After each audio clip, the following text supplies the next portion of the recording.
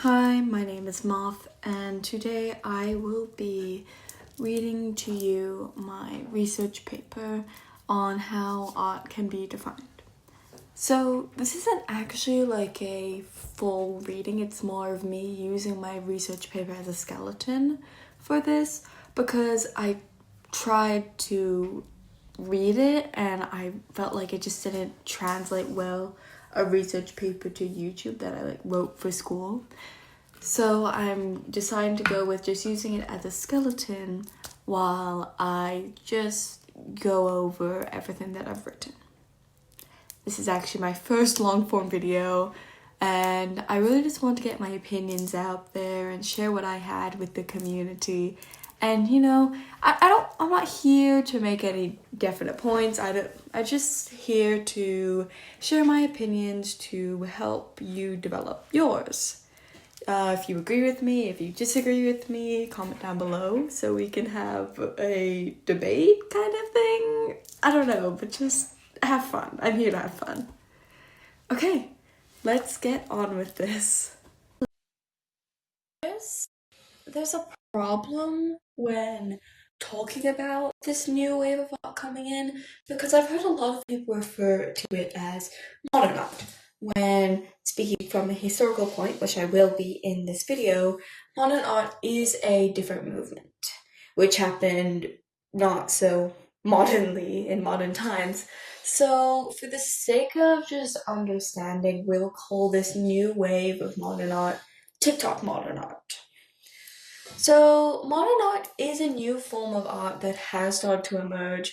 But obviously, like I said, it's not these classical paintings. Like, for example, this wave of modern art that isn't TikTok modern art is like stuff like the Starry Night. These, what we would think is classical paintings. This new wave of TikTok modern art they tend to be, like, I've seen cartoon characters with just graffiti over them, and just digital art, like the jelly art style, all these new art styles.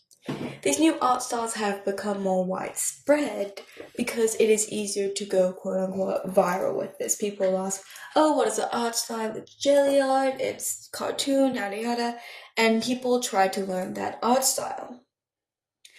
This is a very large movement and it's very sudden because, usually it would take a while for these big waves of changes to happen. But with how quickly the internet can excel things, these waves come very quickly and end very quickly as well. So, as I said, to help with understanding, we'll call TikTok modern art. TikTok modern art will use forms like pieces like the comedian, the banana being taped to a wall. I'll pull up a photo of it. But these questionable art pieces, which have helped arise the question, what can be defined as art? This also comes in with the rise of AI art, saying, okay, what can we define as art? And how do we even dictate that? TikTok has been a main catalyst for these questions, with people being able to post videos with their own opinions, like I'm doing, and people being able to comment under it, which I hope you do, so everybody can get their opinions out. Currently, there is no clear definition because how can you define art? This is what this whole thing is about. Art is subjective, so it can be hard to define, which is why in this we will attempt to. A more popular opinion that I've found is that art can be defined by the emotions portrayed in a piece. If a piece makes you feel something, that is inherently art. Take the painting The Scream by Edvard Munch and just take a look at it. I'll pull up a photo. The swirling colors of red, blue, and yellow, along with the almost distorted image of a man screaming, makes the viewer anxious, and of course, this is intentional. Throughout history, art has been used to make you feel something. Like, even in our earliest years, like cave paintings are a great example of this. Our ancestors would use paint made from clay. Usually there are different colors of clay, but it's all naturally sourced. So you can't really pick and choose colors because just what you find in your area. They would draw on the walls with this clay paint. There aren't extreme, concrete reasons why, but scientists, of course, have come up with theories and explanations. Jean Colton writes in her Britannica article on cave essays, start quote, "Cave art is generally considered to have symbolic or religious function, sometimes both. The exact meaning of the images remain unknown, but some experts think that it may have been created within the framework of schematic beliefs and practices." End quote. Even back then, art would be used to tell a story, sometimes a warning, also sometimes mythology. Like you can see within pyramids, they have hieroglyphics, of course, but a lot of it does rely on imagery, even if it is their own quote-unquote alphabet. And it's to make somebody feel something, to share their emotions. A larger scale example of this within cave paintings is Cava de las Manos. I'm sorry if I'm not saying that right. It translates to Cave of the Hands, and it is located in the Santa Cruz province of Argentina. This cave is the home to an iconic cave painting, one with many hands of ancestors, all in red clay. I'll pull up a photo as well. This cave makes a sense of community, even within the people of those ancient times and the people of today looking at it. It is an extremely important piece of art within the science community as well, showing very early signs of hunter-gatherer groups in South America during the early Holocene. Building a sense of community has been imperative throughout art, and especially within history. I mean, you can see, especially with hieroglyphics, it is a whole language, effectively. Art has also been used throughout history to lift spirits, which is commonly seen in 19th century paintings. At this time, paintings were depicting reality more than imagination. This also comes with sometimes rules and legislations put in place. You can see this in Russia. Can't remember if it was the time period or not of the 19th century, but they did have laws that you could only draw realism there. Many paintings showed prominent figures of the era, it's Napoleon times, I'm wrong. Many with Napoleon. Living during a time, seeing your great leader in flattering paintings would lift your spirits, making you feel pride in your country. It is early propaganda, not just effectively, this is early propaganda. This goes hand in hand with political propaganda, of course, designed to make you feel rage or patriotism. A famous example is "I Want You to Join the U.S. Army," a painting of Uncle Sam pointing at the viewer with the text, "I want you to join the U.S. Army," underneath. Written in smaller writing is "Nearest Recruitment Station." Most recently, music has been the main way to convey emotions outside of obviously paintings and sculptures. A big movement that was somewhat recent was the type of music that has been coined as recession pop. People are still kind of dicey about that name, but since it is what it is called most commonly, I will be using recession pop. Recession pop was a type of music made in the Great Recession of the late 2000s and early 2010s. The style is characterized by its fast tempos, melodies, and lyrics that get stuck in your head. The lyrics often celebrate this partying lifestyle. The music was often a way to escape the reality of the harsh economic crisis, which is making people want to dance and be happy and party, right? This was also shown within the children who, even though they were trying to shelter as much as possible, they would still see this and they were still obviously exposed to it. In some ways, recession pop is similar to the jazz and swing back from, well, boomer ages of from 1929 to 1939, when the Great Depression hit. Both styles of music were there as an escape to make the listener feel joy and escapism from the impending doom of the economic crisis.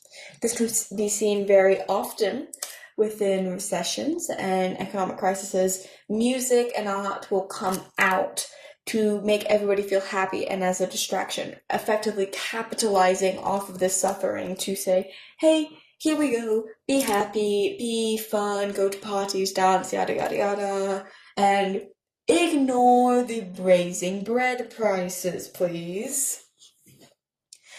Another claim is that art is defined by the skill that is used to create it. So let's say a drawing is, like a sketch, is separate from a piece of art.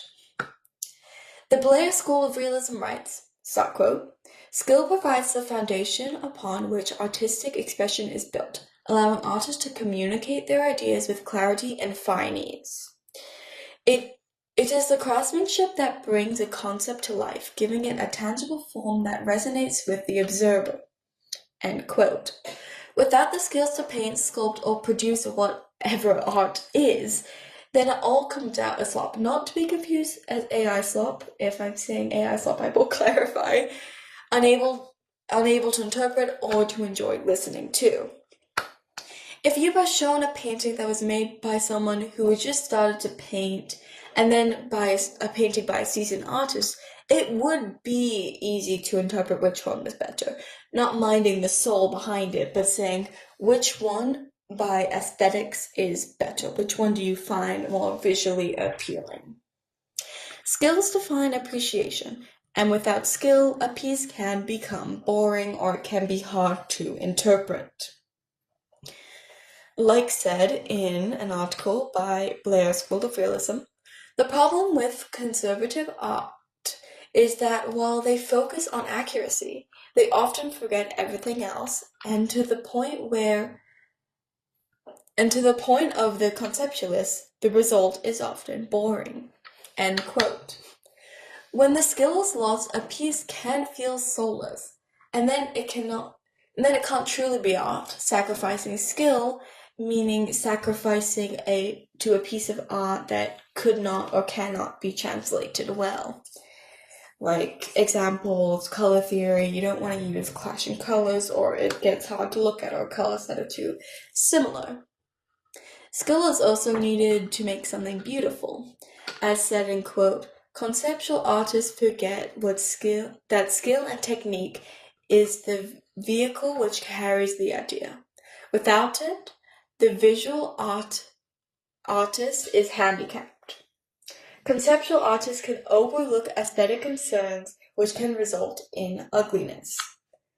The skill of color theory is so important, and just design in general. Without having the key ability, it is hard to enjoy a piece or even find it interesting. There are a few main principles of art, but I'm going to highlight 7 of them because there are just so many that I'm going to box them all in. The main 7 are contrast, movement, unity, emphasis, balance, rhythm, and pattern. Lisa Marder writes in her article about these 7 main principles, while an artist might not use all the principles of design in one piece, the principles are intertwined and the use of one will often depend on another. In other words, the principle of art can influence the effect and impact of another. End quote. Without a pattern, a piece can look confusing. Without balance, something can look less important and that's needed to catch viewers' eye. The same goes for emphasis. Without movement, a piece can feel stiff, and without unity, a piece can look random. Of course, there are pieces that are intended to lack something and to make it that piece, but usually you want to keep these core principles in mind. You can see that within even the speed paints that I'm projecting on currently. With just a few examples, the need to harness these principles is shown to be necessary to make an at least presentable piece. Of course, that is selective. Portion of people who believe art is defined by how much people are willing to pay for it, making it somewhat subjective. Art is hard to price because of how difficult it is to calculate the price of materials, specifically along with the canvas. You know, the amount of paint you use, the amount of time, it all factors into it. Jay Wang writes in his article about the price of art, since art does not nourish our bodies or maintain a roof above our head, its only worth can be measured by its monetary terms. Basic economics where demand and supply intersect. End quote. Pricing art is especially hard since, as the quote said, it cannot supply sustenance of any kind, so it falls into the consumer to effectively price it. Ties into art bidding. The piece could start at a few $1,000s, but then through demand could build up to more than double the price. It falls in the end to the consumer. Supply and demand are also massive contributing factors. Start quote, we covet exclusive limited edition, limited supply forms of art, which we believe defines most of its worth and hence its price tag. End quote. In many cases, art is one of a kind, and even prints can cost up to hundreds of dollars, maybe even thousands, because of supply and demand or how famous this piece is. I have a Great Wave print, and I know for a fact it cost a lot for my parents. I got it when I was like 8 too. Why art can become a status symbol. In movies, the rich character's house will always be decorated to the nines with pieces from statues to paintings. It has become a way of showing that people have money. Start quote. Because of demand for the works of the Renaissance genius is high, Michelangelo's sculptures may even be considered priceless, since the Italian government was unwilling to part with them. Likewise, supply, or the lack thereof, determines the price and hence the apparent worth of the art. Supplying films is apparently a plenty, whether at the cinema or Netflix or Hulu, end quote. Films are much easier to find in most cases, unless we're talking about 28 Days Later, of course. They will cost less. It's just easier to find them. They are easier to sell. On the other hand, pieces of ancient art are worth millions of dollars, even billions, or are not even able to be sold because of how few of them there are. Back in the times when those pieces were made, they would have cost a few $100s, converted to fit today's inflation, of course. But now, because those pieces have survived the test of time and are now to limited supply, they only stand in museums. Stop quote. No single factor should be considered in isolation or as more important than the other. End quote. As Colleen Waddington, partner at London-born gallery Timothy Taylor. Start quote. Validating an artwork is the combination of many factors: institutional recognition, market demand, career stage of an artist, condition, authenticity, media, etc. End quote. Many think that art is just subjective, that art can be anything, and so the definition of art is anything.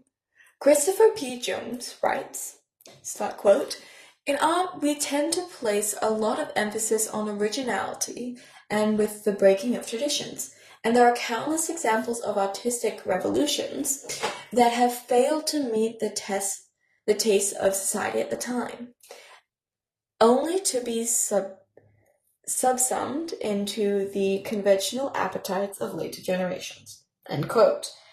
Take Monet and Canazane's, am I saying that right?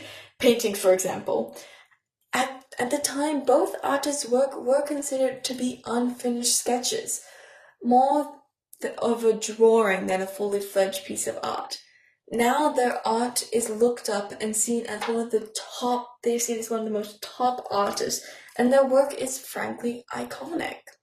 Another example of this phenomenon is the works of Vincent van Gogh, and now a widely celebrated and now known artist.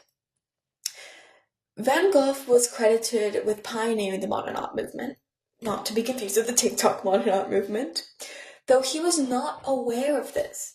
Van Gogh's art only became popular after his unaliving of self. YouTube. He is known for his bright colors and patterns, which are now commonly found within pieces of art of our time. At his time, his art was frowned upon.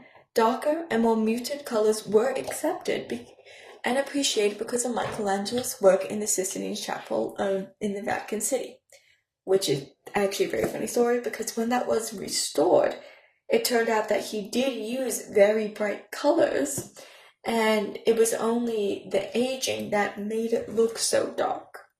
Anyway, back to the thing. At his time, his art was frowned upon. Vincent van Gogh was ahead of his time and caused the art renaissance, effectively. These examples show the fluidity of art, how some pieces from the past can become more relevant when the tastes of the future change and mold for the appreciation of it. We are all guilty of the persecution of art, like described in this quote from Christopher Priest-Jones' article on art bias. Start quote. For as we sometimes call something beautiful, ugly, charming, valuable, worthless, better, or worse, then we are passing judgment. Like the other patrons of art who have preferred one artist over another, we are championing certain tastes above others. End quote. This is seen throughout history, a broad example of art trends. Art trends are movements that come and go, progressing art overall as it does. Viewing art is inherently biased because no one doesn't have their own opinions on art and what it is. No piece can be universally great, no matter the balance, no matter how many of the 7 it uses and how well they do use it. Somebody will always have a bad opinion on something. A piece that is impressive to one person could be basic to another. Viewing art is based on, yet again, the consumer. In conclusion, it is hard to set a definition for art. Art is multifaceted and full of a rich history. There have been ups and downs, hot spots of art, and dry spots, but in the end, art has no definition, and I don't believe it should. Art only requires soul. As mentioned earlier, there are skills that are required to make a piece with soul, but that skill needs to be displayed by a person. Art needs to have emotion, the emotions of someone poured into it to be art. Otherwise, it is hollow. Art is up to interpretation, and as stated, but could also be defined as soul. I think this also ties into the AI art conversation. I would like to call AI slop. It isn't art because it is made by a machine that simply knows how to do it.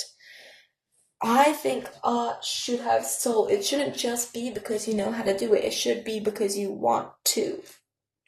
Thank you for listening, and I hope you enjoyed this and didn't mind all my stuttering and mispronunciations. Thank you.